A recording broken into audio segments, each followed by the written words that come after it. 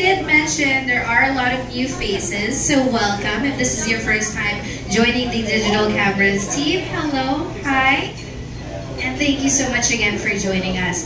So, to give us a bit more insight, a little bit more in-depth, I know you guys are curious, so I would like to introduce our special guest for today, ex-photographer, Sir Ricky Ladia.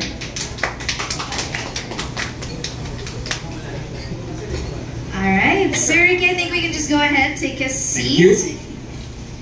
So, I'm not sure if you guys are wondering why we're sitting down right now, but our attack for this one, we just wanted to have like a very chill conversation, so very podcast style. But, ano sir, comfortable ka na ba? Dali nga.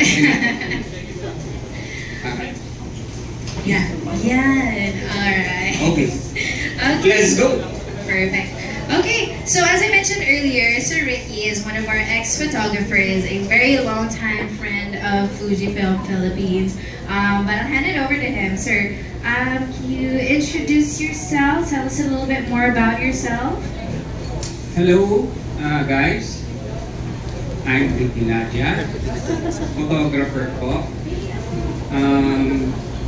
Medyo matagal na.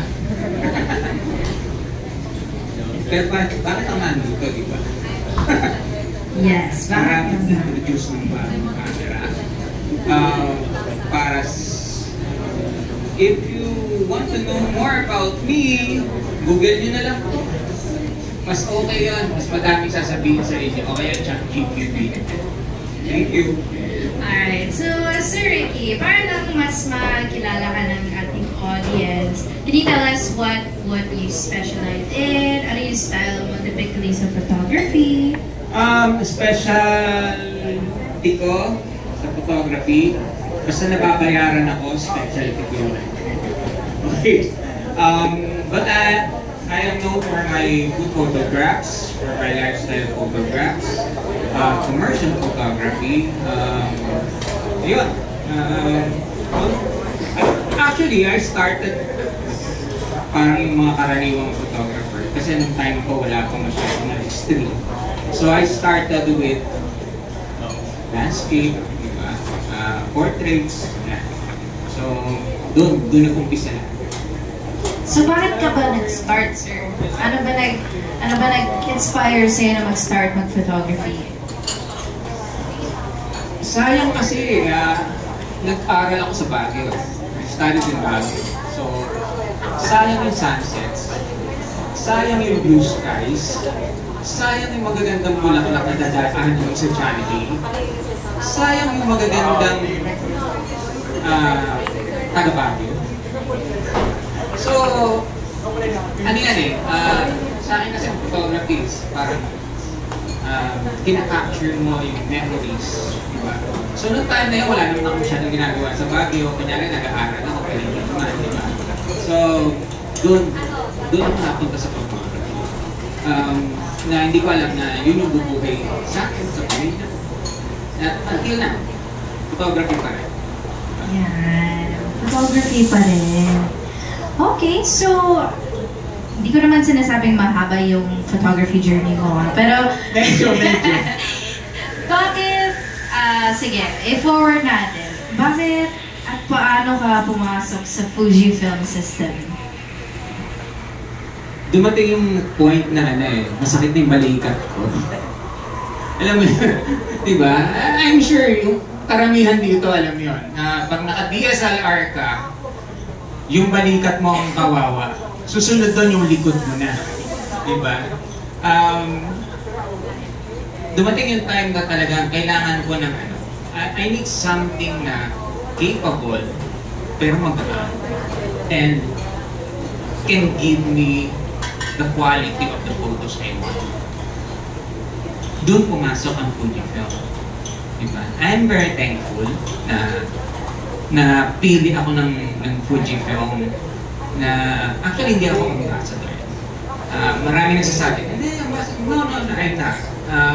But I am supported by Fujifilm for years. Talagang XT1 pa lang. Kumbaga, Fujifilm na. Yun yung medyo nagpagaang sa balikat. And yun, hindi pa uso masyado na ng mirrorless. Naging mirrorless na tayo. So, yun yung start. So, wala nang kumbaga, hindi na ako nag-isip ng iba. Nung inalok nila ako, pinarap nila ako ng camera. Start na yun. Tuloy-tuloy na yun. No looking back, kumbaga. At sobrang saya kami na nandito ka pa rin with us, with Fujifilm, sir. So, can I ask, so ngayon, ano yung currently the usual na ginagamit mo for your work? Yun, medyo mabigat. For my work, dalawa. For commercial work, I use the JFX system. Medyo mabigat. Medyo, yes. Yung pressure. Okay, and for my yung mga, halimbawa, kailangan ko ng yung maliliit na jobs. I use the X-T5. Very capable. Kumbaga, depende. Gumagamit ako ng camera, depende sa kakayanan or paggagamitan ng client. Okay. Alright, so with that, sir, since you were, of course, my experience ka talaga with Fujifilm, even with other brands, huwag na natin banggitin. Pero, ngayon, pag-uusapan natin yung bagong XT30 Mark III. So, gusto ko lang muna malaman, sir, upon trying it out, anong nagtumatak sa'yo? Ano naging first impression sa'yo? It's a very capable camera. Good for yung gusto mag-start ng photography. You may not find yung capabilities ng X-T5 sa kanya, but some, okay, nasa kanya. You may not find X2H capability, video capability sa kanya, pero meron. Kumbaga, parang siyang pinagsama-sama mo, maganda dito, tapos binigay mo sa kanya para wala na masyadong isipin yung gagamit. Parang yun yung tingin mo sa kanya. So napakadali niyang gamitin. Kumbaga, if you want something na magaan-dalin, pwede mong mas maganda yung quality ng litrato kaysa sa cellphone mo. I think, eto yun. Agree. So I think, parang siyang sweet spot lang na kaya niya yung video, kaya niya yung photo, tas magaan. At 30p, nasa 6K ito Yes. 60p, pwede siya sa 4K. So, capable siya, di ba? Hindi lang siya 1080, di ba? So, capable siya. Pagdating naman sa features, may simulation naman siya. So, kompleto siya actually. Alright. Siguro mamaya-maya, we can dive in a little bit more sa mga features niya. Pwede nating isa-isahin para, we can get a better idea. But before that, alam naman natin we had the XT30-1, the XT30 Mark II. Can you tell us what the difference is from Mark II, Mark I, dito sa Mark III? Yung Mark II and Mark I halos pareho siya. Actually, di ba? Parang pinaliguan lang si Mark I, naging Mark II. Di ba? Pero dito, bago na yung processor kasi. So yung quality ng litrato, mas maganda. Hindi na siya pucho-pucho. Hindi ko sinasabi pucho-pucho yung dati. I mean, malaking improvement yun. Pag binago mo yung processor, at nilagay mo sa magandang sensor, malaking improvement. Although yung sensor niya is hindi kasing ganda syempre ng higher, like the T50 or the T5. Pero yung sensor niya is, tapos nilagyan mo ng magandang processor, malaking improvement. Yes. That's a very good improvement. Ang layo nun sa dati. Yeah, so it may not have the newest sensor, pero it is a very, very capable camera, especially with the improved processor. So, for this one, sige, mag-deep dive tayo sa processor niya in particular. So, ano ba talaga yung kinagandahan ng bagong processor compared to the one in the Mark II? Yung processor niya parang processor na ng malalaking magagandang camera. Yung mga high models na camera. So, ano pa hanapin mo nun? Kasi nilagay mo sa ganito. Or small one, di ba? Ang liit lang niya. Yan ang gaan niya. Okay? So, malaking improvement yun para isang entry-level camera. Okay. And then, what would you say, since meron na nga siyang bagong processor, what does that mean for the camera? Like, mas mabilis? Yeah. Mas maganda yung processing, di ba? Mas bagay yung processor mo, mas maganda yung processing, yung quality ng litrato, mas mabilis siya na ipoproseso, di ba? So, yun ang di ba? Kung baga, lahat naman yan eh. Before kasi, there's a maker of sensor na ginamit ng dalawang camera. But, yung isang camera, mas maganda yung lumalabas ng litrato. Hindi yun dahil pareho sila, kundi dahil sa processor. So, yun yung paliwanag sa kanya. Dahil mas maganda yung processor niya, kahit kapareho yan yung isang camera ng sensor, mas maganda pa rin lalabas yung quality ng litrato dito at mas bilis pa rin yung processing. Ang dami po kasing nagsasabing, bakit pa naglabas ng Mark III? Kumbaga, okay na yung Mark II, so bakit maglalabas ng Mark III? So, I guess that's a good... Why not? Di ba? Why not? Ayaw pa nila ng improvement. Kaya naman tayo naglalabas ng another version because lalo ng Fujifilm, they listen kasi. Di ba? So, pag may sinabi ka sa Fujifilm, tinatake nila into consideration yan. So, ginagawa nilang improvement yan or the susunod na modelo. So, yun yung ginawa nila dito. This is a more improved T30. Yes, definitely.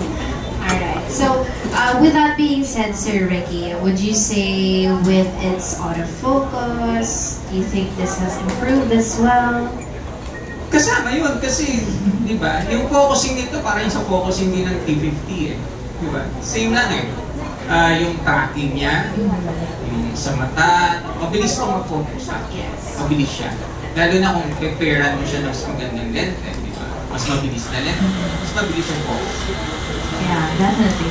Kasi, syempre, ang daming lovers ng T30 line na mga beginners, mga hobbyists pa lang. So, actually, sa kanila talaga. Para sa kanila talaga.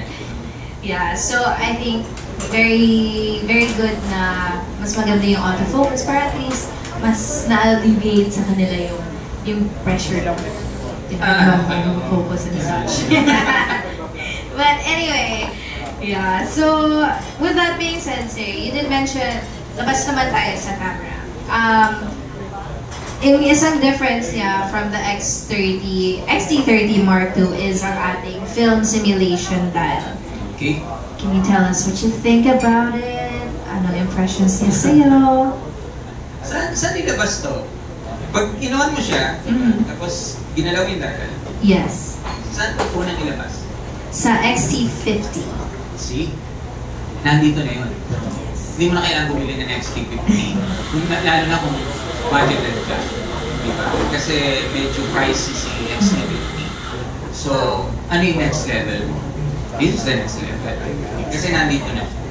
Kompleto. Actually, dinadial mo lang. Nagdadial din naman siya dito sa screen. So, no need na tumingin ka pang gano'n. So, makikita mo rin siya. And, lahat din naman nasa kanya. Okay. And kasama din sa dial, actually, my F1. Sorry. Yeah. Yeah, so you can customize. You can customize your own recipes as well. FS1, FS2, hanggang FS3. So pwede mo i-customize yun. Yeah. So that's one of the things that Fujifilm users really appreciate with the cameras is pwede ka mag-customize na sarili mong kulay. You can adjust the, the Kung sarili mong recipe. Yes, exactly. Actually, mga baby, recipe yan eh. Diba? So, pwede kang magsarili. Kung ayaw mo sila, kung masyado ka nakukulain kay Belvia, kung masyadong gal si Chrome, diba? So, pwede mo siyang i-customize and ilagay mo dun sa mga necklace. Right. Okay. Yeah, I think they are super excited to try it out as well. Especially yung mga beginners natin na baguhan sa mga pag-edit. Hindi na tayo magpo-post process, di ba? Doon na tayo eh. Maganda na siya eh. Yun naman yung gamit nun. Kaya lang, yung iba kasi mahilig sa RAW. Yes. Sa RAW file, hindi mo syempre magagamit yung film simulation. Kasi RAW file nga siya, di ba? So, RAW file ka, all the data will be in the file, di ba? So, this is useful if you're a JPEG shooter. So, if you're a JPEG shooter and gusto mo post agad, no need, what you see is what you get, this is the one. Maganda din naman kasi sir na you have the flexibility na mag-JPEG or mag-RAW. So if you're the type of person pwede naman pareho if gusto mong mag-explore ng post-processing, pwede rin. Or if you just want to stick with JPEG, that's also an option. Like a lot of people say, yung color science ng Fujifilm, yan yung... Wala naman pwedeng tumalo doon. Sure. Maraming gumaya pero walang nakagaya. Yes. So iba yung color science ni Fujifilm. Pagdating sa kulay talaga, madali yan. Kahit sa, ansan si Ellie? Ellie, di ba sa video, di ba? Mas madali, lalo na yung mga F-log. Di ba? See? Yes. Pag color talaga, Fujifilm. Wala nang makakasala. Kahit noon ako nasa kabila pa, aminado kami na hindi kaya. Hindi tayo nagbabanggit na ibang names dito, but still, yes. Alright, so I think another feature that we can talk about for the XT30 Mark III is its built-in flash. So I know you do use other flashes, external flashes, pero what do you think about this having that option? Para sa beginner, okay yan. Kasi hindi na nila kailangan magdala ng flash eh, di ba? And it's high enough. Ang problema kasi sa mga flash kasi kung masyadong malapit sa lens. If you're going to use a longer lens, makikita, di ba? For emergencies, you don't have a flash, kailangan mo ng extra ilaw, this one is good. Okay? Maganda na nilagay nila dyan kasi karamihan na nag-uumpisa pa lang kailangan yan at wala silang pambili ng flash. Diba? So, mas maganda na meron ka. So, anytime na may emergencies, kailangan mo ng extra ilaw, you have this flash. Yes, definitely. And concealed na, hindi siya halata. Diba? Ganda ng design. See? Ayan. So I think that's one of the best things with the XT30 Mark III. Very versatile siya. So if you need it, if you don't, it's okay because it still looks good kahit nakatangko, kahit hindi siya halata. Yes. Concealed. So with that being said, alam natin mas compact siya. Oo, ang laki ng difference niya. Yeah. So like it's super lightweight. It's well built hindi siya plasticky. Yun ang difference. Yes. Diba? Yung iba kasi plasticky. Pag sinabi mo entry level, medyo plasticky na siya, di ba? Ito hindi. Yeah. So, ayun. So I think super good for its price range, especially if you're dabbling or you're starting out in photography pa lang. Let me ask you directly, sir, would you recommend this camera for beginners? Yes, definitely. Yun nga siya, di ba? Yes. Pang-umpisa. Pag mag-uumpisa ka pa lang, or gusto mo lang mag-upgrade ng T30 mo dati, di ba? Gusto mo mas maganda na doon sa dati mong T30. Ito yun. Yes. May isa pa tong feature na sabi ko, okay na. Maganda yun na. May feature siya na Instax ready. Yes. Diba? So kung meron kang printer ng Instax, hindi mo na kailangan mag-resize. Diba? Automatically, pwedeng na siya i-print. Yes. Sabi ng iba, paano yun? Siyempre, pag ipiprint mo ng Instax, bababa yung ano niya, di ba? Yung quality niya. Pwede ka naman Instax plus, ano, di ba? Pwede naman, di ba? Bababa siya ng quality eh. So, mag-draw ka. Or, di ba? Para meron ka dalang file. Pwede naman sa yun, di ba? Pwede naman yata yun. So, mas, di ba? Mas may versatility yung camera mo. Imbes Iba na... kasi gusto na ma-print ka agad eh. Yeah, And they don't have the Instax, they have the print. Go ahead. Di ba? Yeah, kaysa shoot ka, lipat mo sa phone, phone mo, isasend mo sa printer.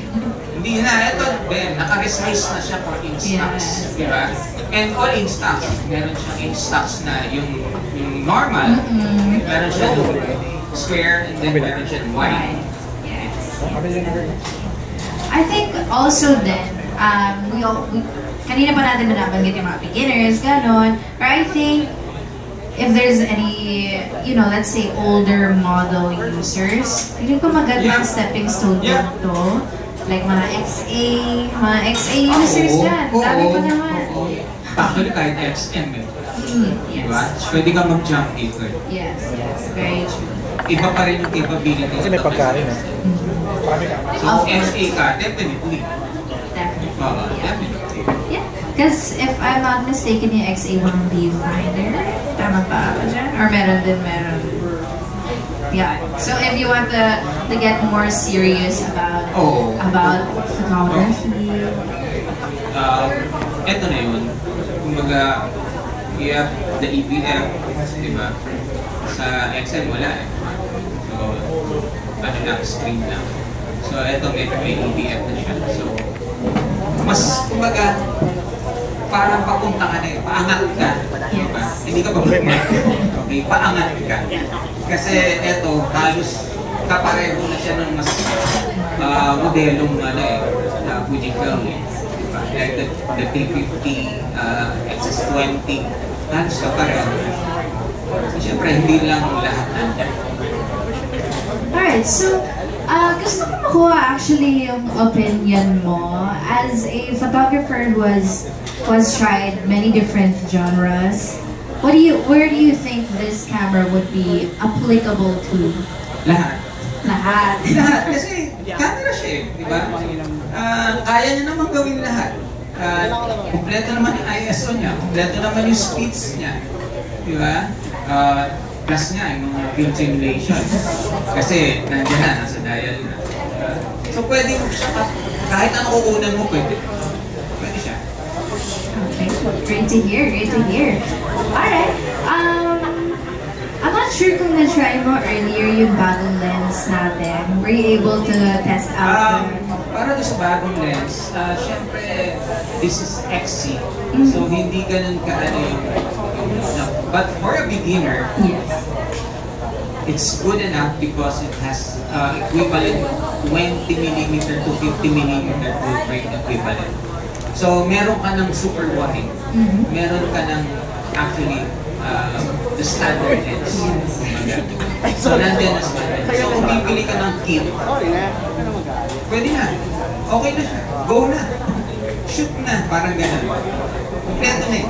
Okay, alright, yeah, definitely. I mean, if you're a type of person na wala ka pang kaalaman lang sa gusto mong focal length, diba? Kit lenses are always the best, the best starting point para alam mo kung anong gusto mo, anong gusto mong focal length. Tsaka karamihan naman nag-start sa kit lens. Kasi yun yung pinaka-affordable na lens. And sabi nga, ano bang pinakamagandang lens na nasa iyo? Siyempre kung ano yung meron ka. So, yun yung starting point mo. Kung kailangan mo mag-upgrade, malalaman mo yun as you go along with your photography. Ganun ang ano eh. Pag medyo nakukulangan ka na, that's the time to upgrade. Yes. Pero pag hindi pa, okay na sa iyo. You have the wide, you have the standard, it's good. Okay, so before we move on to, let's say, mga questions, maybe we have some questions from the audience. Before we move on to that, I just wanna, just to close this out, Sir Ricky, I just wanna ask if you maybe have a message to any budding photographers, mga interested na pumasok sa photography. Message? Yeah. Study your camera if you have one. Study photography, study exposure. Yun yung medyo technical ng konti, pero paano mo pag-aaralan yung exposure, triangle, maraming ganyan. Kailangan pag-aralan yun eh. Kailangan mo practice. Kailangan mo mag-shoot. You have to go out and shoot. You have to find the subject and shoot it. Hindi ka mag-challenge, hindi mag-develop yung photographer's eye kung hindi ka mag-shoot. You have to go out and shoot and practice. Yes, in photography, as they say, learning never stops. Yup. Lagi ka Hindi ko pwedeng alam mo na lahat. Yes. Kailangan alamin mo pa. Yes, very true. And